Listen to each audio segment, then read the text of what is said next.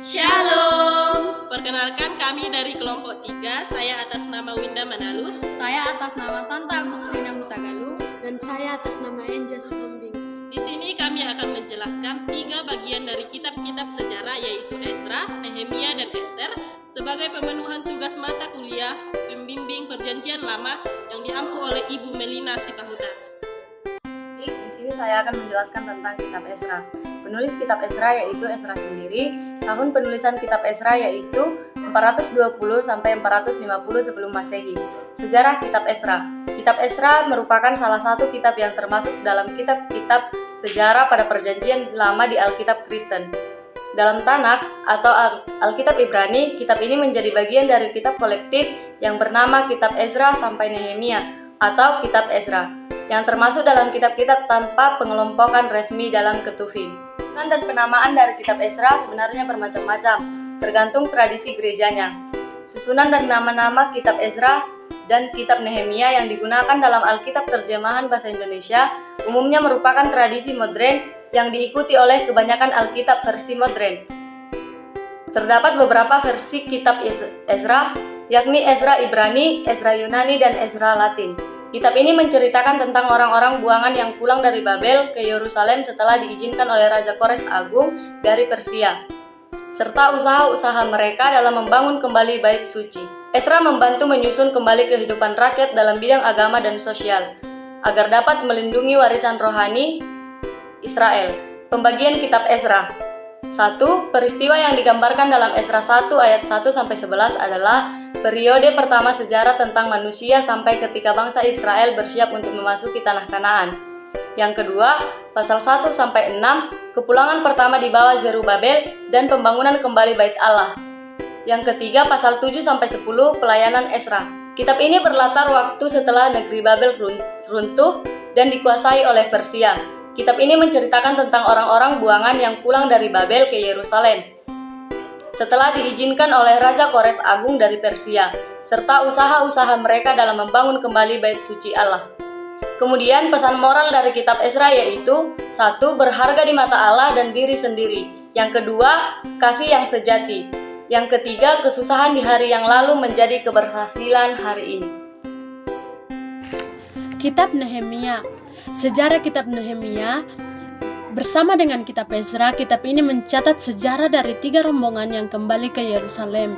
Ezra meliputi peristiwa-peristiwa yang berkenaan dengan 2 rombongan pertama, dan Nehemia mencatat aneka peristiwa itu selama kembalinya rombongan ketiga. Fokus kitab Ezra adalah pembangunan kembali ke bait suci, dan fokus kitab Nehemia adalah pembangunan kembali ke tembok Yerusalem. Kedua kitab ini menekankan pentingnya pemulihan rohani dan komitmen kepada Allah dan firman-Nya. Penulis kitab Nehemia ini adalah Nehemia. Nehemia menulis kitab ini sekitar tahun 431 sebelum Masehi.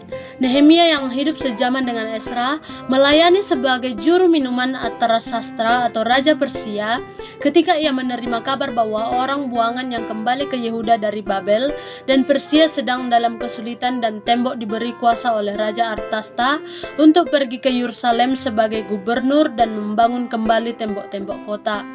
Selaku pemimpin yang diilhami, ia mengerahkan orang-orang sebangsanya untuk membangun kembali seluruh tembok kota 52 hari saja, sekalipun terjadi pertentangan yang gigih. Nehemia menjadi gubernur Yehuda untuk masa bakti kedua. Imam Ezra membantu Nehemia dalam memajukan kebangunan dan pembaharuan rohani di antara kaum sisa yang kembali. Susunan dan tema kitab Nehemia yaitu yang pertama, kitab Nehemia terdiri dari 13 pasal yang dikelompokkan menjadi 2 kelompok. Yang yaitu pasal 1-11 yaitu keamanan kota Yerusalem yang dilaksanakan, dan pasal 12-13 yaitu keamanan hidup rohani dilaksanakan. Tema kitab Nehemia menceritakan tentang riwayat Nehemia serta mengungkapkan kehidupan bangsa Israel di Yerusalem setelah pulang dari pembangunan Babel. Pesan moral yaitu, untuk menjadi pemimpin yang baik seseorang haruslah mempunyai sifat seperti Nehemia, yaitu rajin berdoa, bersemangat, mempunyai penyerahan kepada Allah. Melalui kehidupan Nehemia, kita mengetahui bahwa Allah mau dan bisa memakai kita saja yang berbeban kepada pekerjaannya. Saya akan menjelaskan mengenai kitab Ester. Kitab Ester ditulis sekitar tahun 460 sebelum Masehi.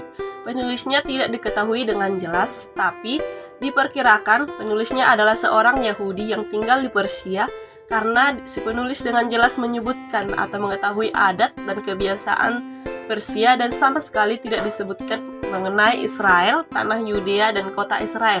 Kitab Ester menceritakan tentang keberanian besar Ratu Ester menyelamatkan rakyatnya dari kehancuran.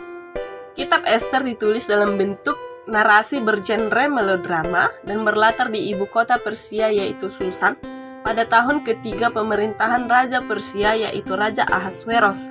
Kitab Ester terdiri dari 10 pasal yang susunannya dibagi menjadi 4 bagian. Bagian pertama yaitu orientasi atau pendahuluan, terdiri dari pasal 1 sampai 2. Yang kedua komplikasi atau pembangunan konflik, pasal 3 sampai 6. Ketiga resolusi atau penyelesaian masalah, pasal 7 ayat 1 sampai pasal 9 ayat 19. Yang keempat reorientasi atau penutup, yaitu pasal 9 ayat 20 sampai pasal 10 ayat 31. Kitab Ester mengisahkan tentang orang Yahudi yang tinggal di kerajaan Persia pada masa Raja Ahasveros. Mereka diselamatkan masa benar rencana memusnahkan mereka. Peristiwa dalam kisah ini terjadi di kota Susan, salah satu kota penting di kerajaan Persia. Orang Yahudi yang tinggal di situ dan di beberapa kawasan lain di kerajaan itu, yaitu keturunan orang Yahudi yang dibuang ke Babylon beberapa tahun sebelumnya. Masa orang Yahudi itu mendapat kesempatan untuk kembali ke tanah asal mereka. Beberapa dari mereka memilih untuk tinggal di Babylon. Setelah itu, Babylon menjadi proses dari kerajaan Persia.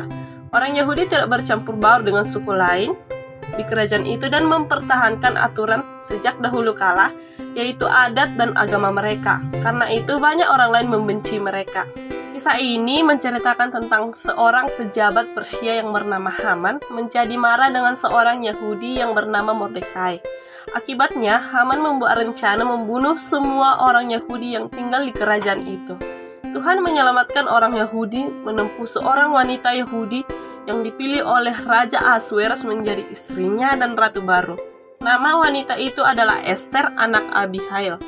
Pada kesudahan kisah ini, Haman dibunuh dan orang Yahudi diselamatkan. Musuh mereka dibasmi dan Mordekai menjadi pejabat tertinggi di kerajaan itu. Hanya raja sendiri yang semakin tinggi. Semua orang Yahudi di seluruh kerajaan Persia merayakan keselamatan yang tidak dapat diterangkan oleh kelicikan itu. Sampai sekarang orang Yahudi sedang merayakan peristiwa ini setiap tahun pada hari raya Purim. Purim jatuh sekitar 1 bulan sebelum Paskah Yahudi. Tiap kali orang Yahudi disiksa dan dianiaya, kisah Ester ini memberikan orang Yahudi keinginan bahwa Tuhan hendak menyelamatkan mereka lagi. Pesan moral yang dapat kita kutip dari kitab Ester yaitu yang pertama, Allah tetap setia dalam memelihara dan menolong umatnya yang berada dalam kesusahan dan kesulitan. Yang kedua, dari kisah Haman, kita dapat mengambil hikmah bahwa kesombongan dan ketamakan akan menghasilkan kerugian bagi diri sendiri. Demikianlah hasil pemaparan dari kelompok kami. Jangan lupa like, comment, and subscribe. Shalom.